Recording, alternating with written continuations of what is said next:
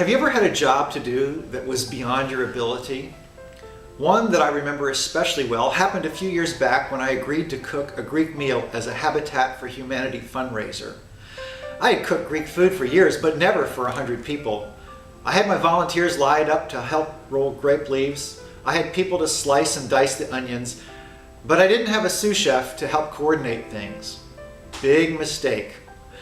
We were well into the preparations when I suddenly realized I'm in big trouble. Thankfully, Betty stepped up to the plate. To be truthful, Betty was far more at home with fried chicken and potato salad than she was with grape leaves and baklava. But she knew her way around a kitchen, and she was able to do things for me I couldn't do on my own. We catch a hint of that in today's passage from Psalm 101. David wrote this psalm perhaps when he was experiencing some rebellion among the people in Jerusalem. David was intent upon being righteous even when the people around him were not. And even though David knew he was a powerful man, he also recognized that some things were beyond his power.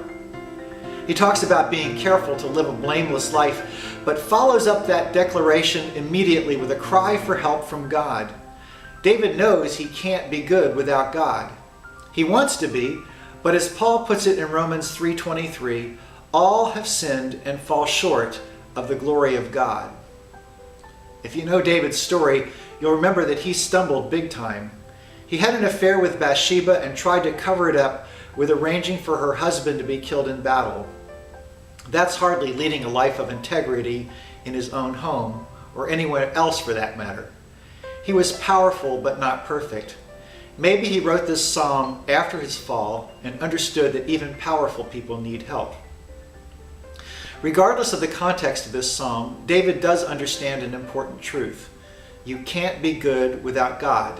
It's not for a lack of desire, even though that gets a little warped in life sometimes. It's just that the task of living a life of integrity requires a power from on high to help us overcome our fears, our jealousies, our insecurities, and our self-centeredness. Bootstrap religion, where you try to pull yourself up by your own spiritual bootstraps, just doesn't work. When people try it this way, they often end up frustrated and defeated.